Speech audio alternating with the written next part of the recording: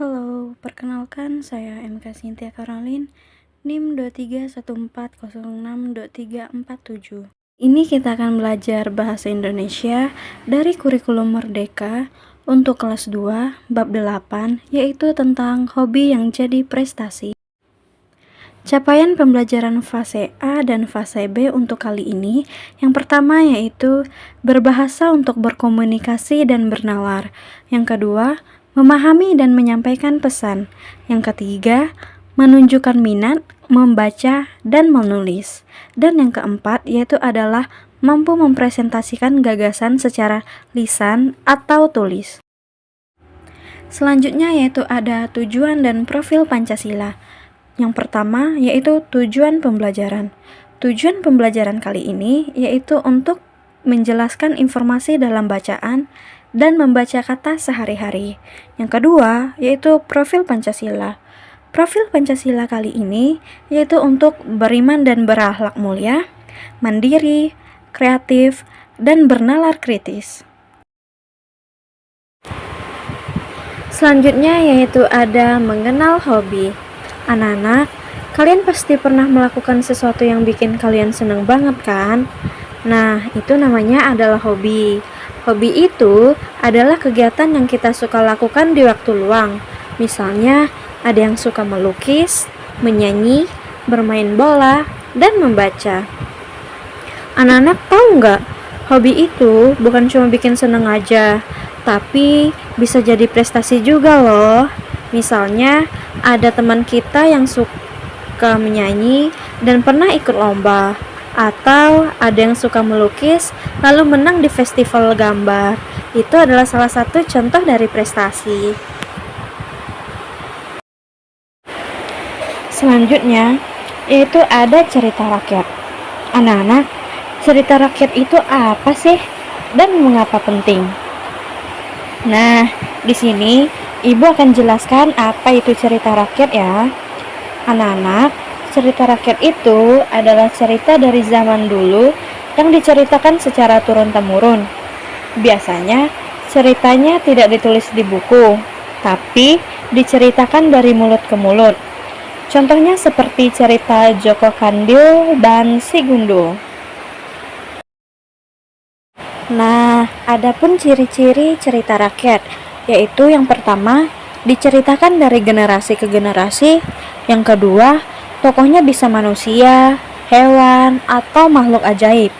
Dan yang ketiga, yaitu adalah punya pesan moral atau pelajaran di dalamnya.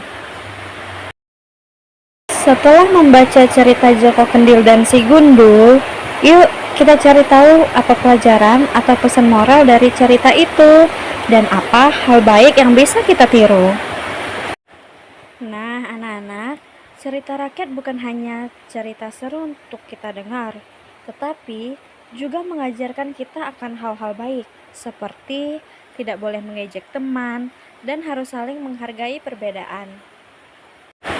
Nah, anak-anak, cerita rakyat bukan hanya cerita seru untuk kita dengar, tetapi juga mengajarkan kita akan hal-hal baik, seperti tidak boleh mengejek teman dan harus saling menghargai perbedaan. Setelah membaca cerita tadi, kita juga belajar tentang kata hubung. Apa sih kata hubung itu?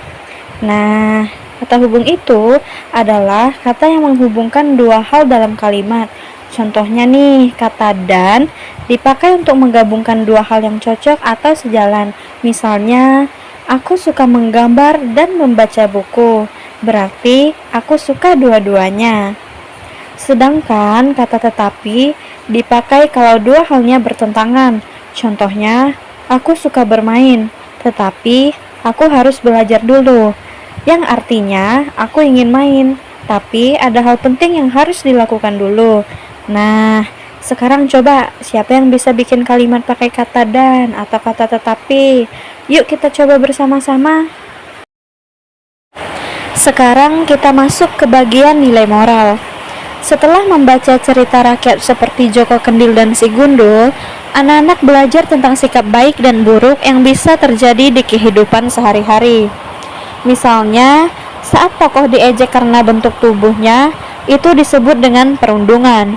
Perundungan adalah saat seseorang menyakiti orang lain dengan kata-kata atau tindakan. Nah, dari cerita ini, kita bisa belajar untuk tidak mengejek teman dan harus saling menghargai perbedaan. Setiap orang itu punya keunikan dan berharga loh. Cerita rakyat juga bisa membantu kita memahami nilai-nilai karakter seperti jujur, berani, dan baik hati. Jadi, cerita bukan hanya hiburan, tapi juga mengajarkan kita untuk menjadi anak yang lebih baik. Sekarang kita masuk ke bagian kosakata baru. Anak-anak, sekarang kita akan belajar beberapa kata baru yang ada di dalam cerita tadi. Yuk, kita kenalan dengan kosakata baru. Yang pertama, ada kata kendil.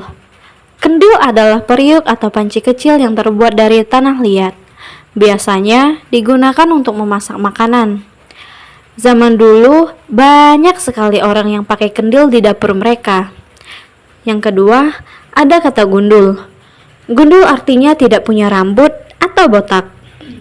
Jadi, kalau kepala seseorang tidak ada rambutnya, kita bisa bilang dia gundul. Dan yang terakhir ada kata sepi. Sepi adalah perasaan saat kita merasa sendirian dan tidak punya teman. Misalnya, saat istirahat dan tidak ada yang ngajak main, kita bisa merasakan kesepian. Anak-anak, kosakata ini sangat penting untuk kita pahami, supaya kita makin pintar saat membaca cerita. Anak-anak, ini adalah contoh gambar dari kendil, gundul, dan seorang anak yang merasa sepi.